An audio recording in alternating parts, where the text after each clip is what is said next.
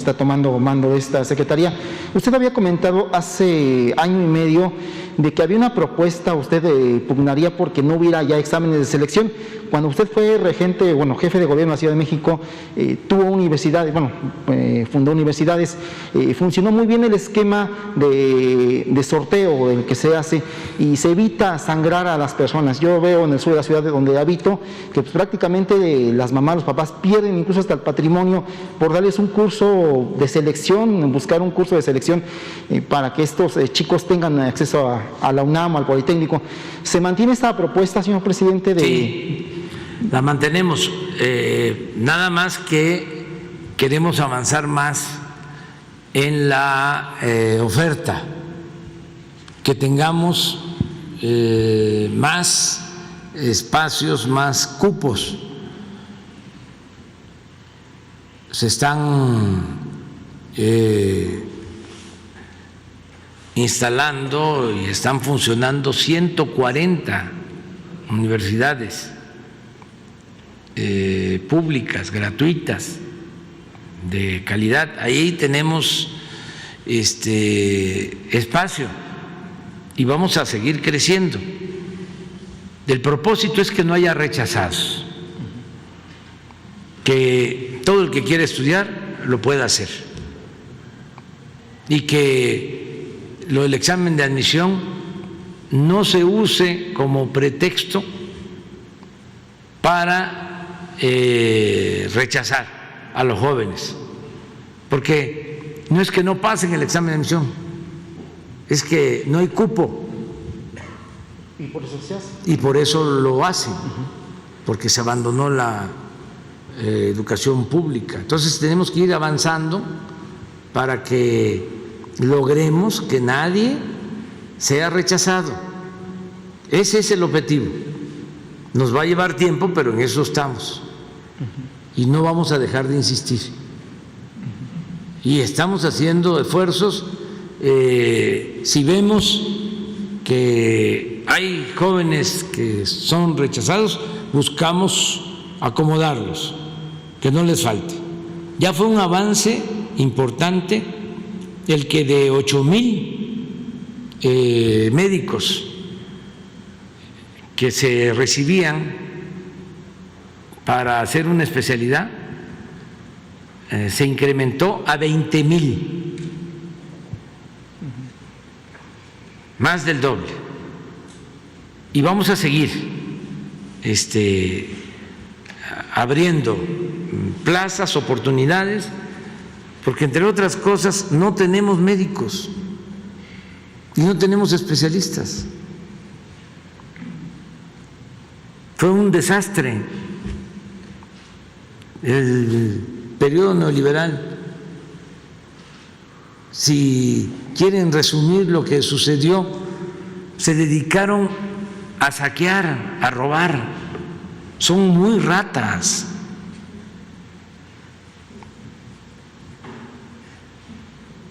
Así. Por eso están histéricos, molestos, enojadísimos. Pero ya se acabó el bandidaje oficial. A robar a otra parte. Entonces, imagínense dejar sin médicos al país por el rechazo a los jóvenes, por no invertir en educación pública y apostar a que se podía poner la educación al mercado. A ver, escuelas privadas, universidades privadas. ¿Qué pasó? Creció la matrícula de escuelas privadas, pero llegó el momento en que ya no pudo crecer. ¿Por qué? Porque ¿de dónde va a sacar la mayoría de la gente para pagar una escuela privada para sus hijos? Lo que tú dices. Sí, pierden el patrimonio. Hacen un gran esfuerzo para poder financiar, pagar las colegiaturas. Entonces llegó el momento en que ya dejó de crecer, no porque la gente no quiera, sino porque no puede, porque empobrecieron al pueblo y entonces no tiene la gente posibilidad de pagar la educación. Entonces, volvemos a lo mismo, el Estado tiene la responsabilidad de garantizar la educación pública, gratuita, de calidad en todos los niveles escolares. Es un proyecto distinto el nuestro al proyecto neoliberal. Por eso los confunde, los perturba, los obnubila. Por eso se ofuscan. Además, los entiendo. Fueron 36 años de estar machacando de que lo mejor era lo privado, que había que desmantelar al Estado, y avanzaron, pero no acabaron de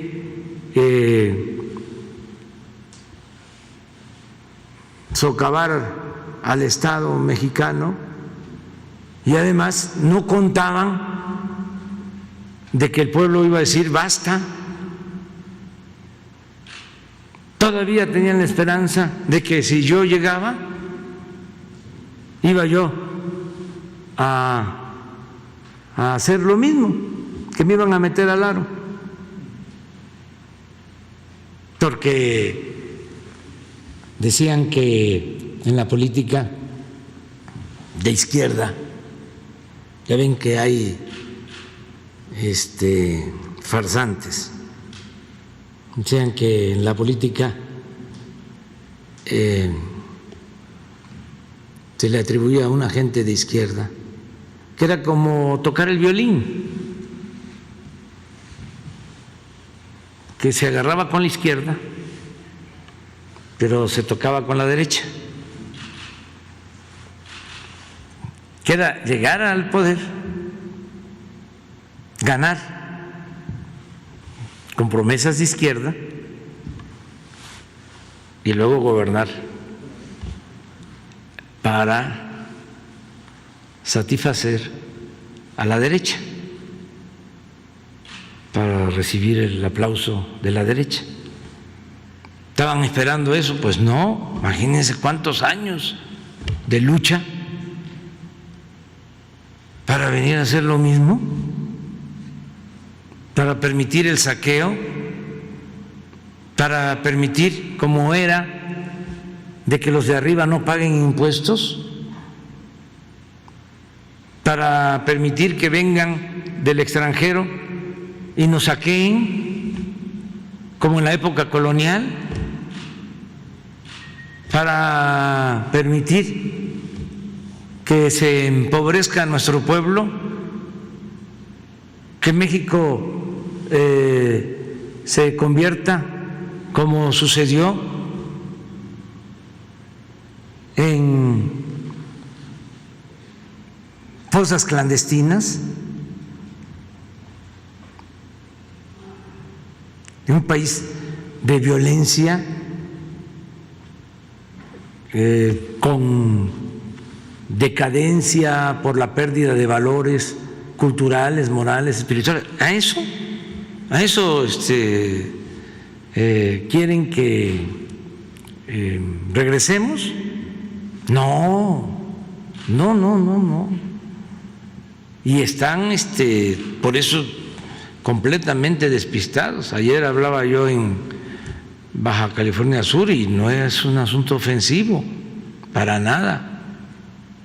Pero les decía que es una oposición fifí que no sabe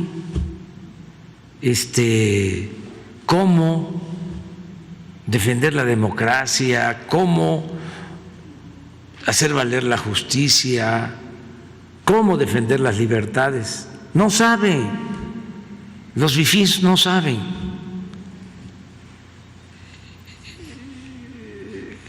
Claudio X González, todos esos,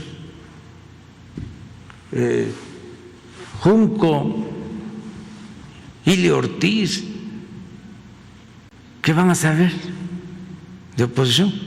Lo más que se les ocurrió fue apoyar al Frena, pero ni siquiera vinieron ellos a apoyarlos. Es más, los dirigentes más cercanos del Frena dormían en hoteles. Eso no es la oposición. Más,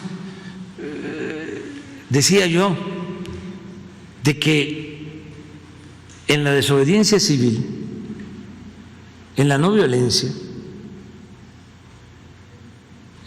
uno aprende de cómo ser opositor. Por ejemplo, no puede uno poner en riesgo la vida de las personas. Un dirigente puede poner en riesgo su vida, pero no tiene el derecho de poner en riesgo la vida de los demás. Un dirigente tiene que dar la cara y quedarse a dormir donde se queda a dormir la gente. No es ahí les mando las casas de campaña, como decía Chava Flores, ahí les mando estos 3 pesos. Casas de campaña que vuelan, ¿no, presidente? Sí, y les mando para que tengan alimentos y para el transporte, y yo estoy detrás.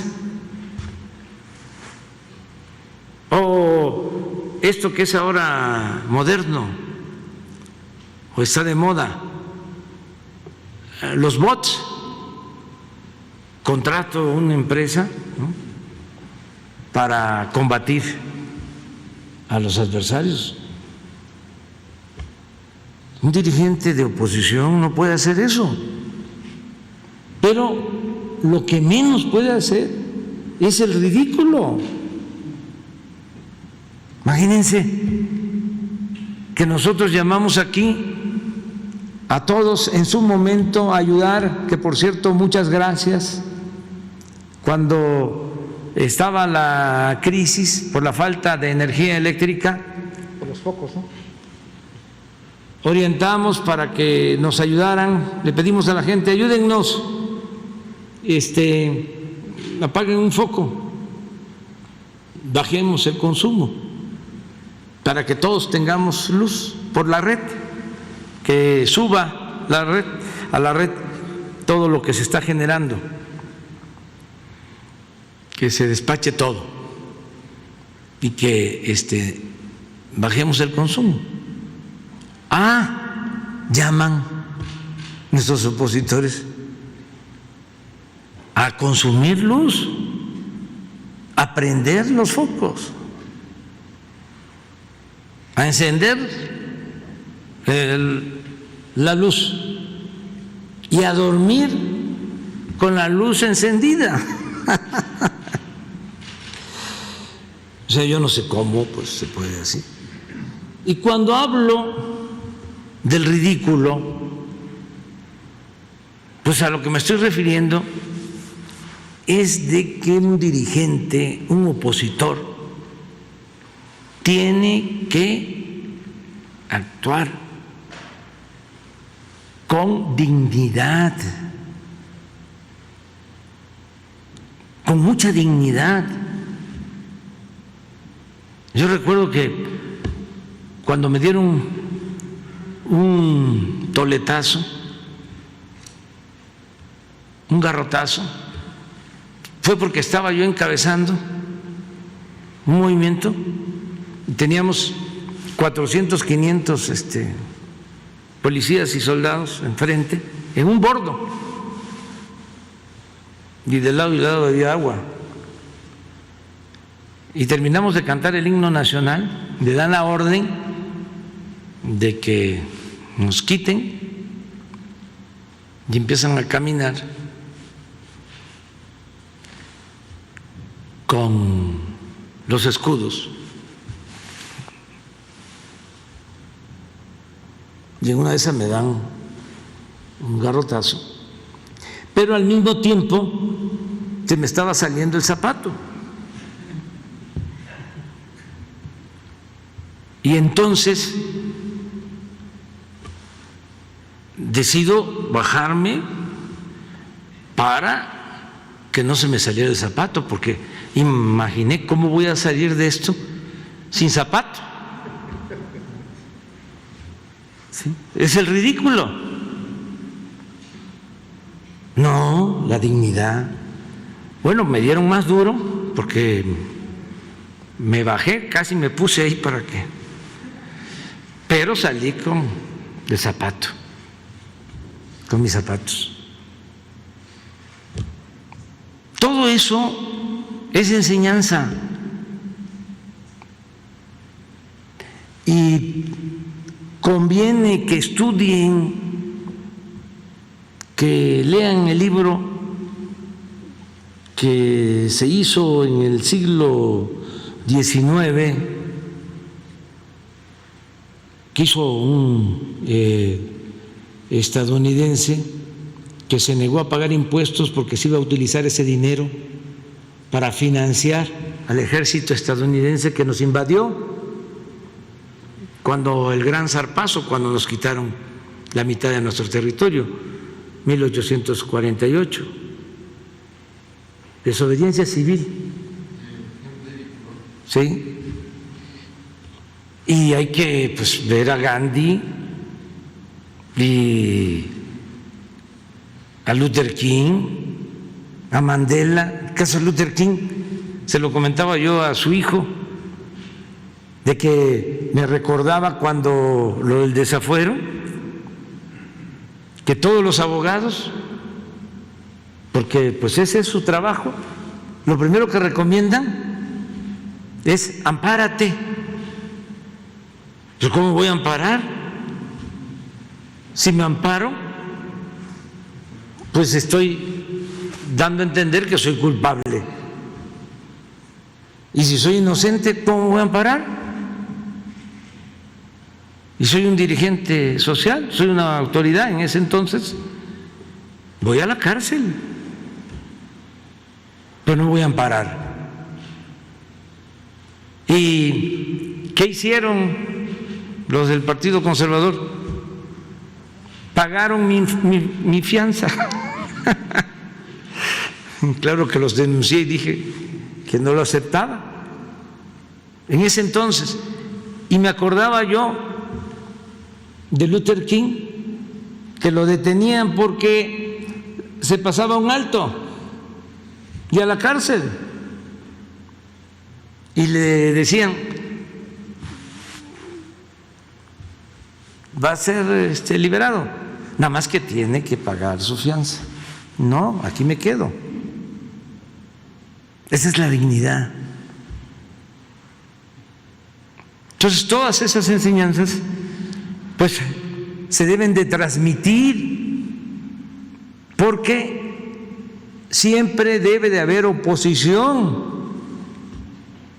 pero la oposición tiene que ser una oposición digna, respetable y eficaz.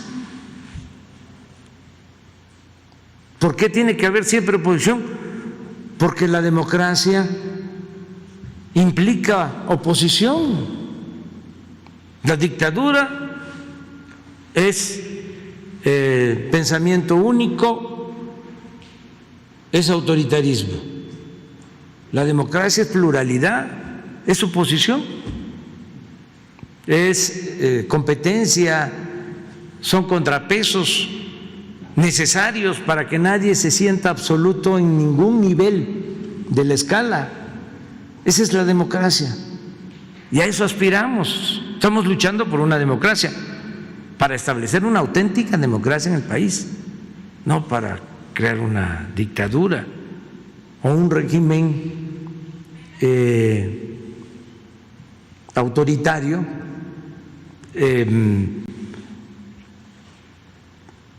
con apariencia de democracia, lo que sucedió aquí durante muchos años, décadas, que era una república simulada.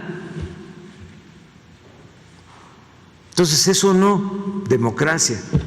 Pero bueno, era comentar sobre este asunto de la educación. Sí. Aprovechando esta parte que mencionó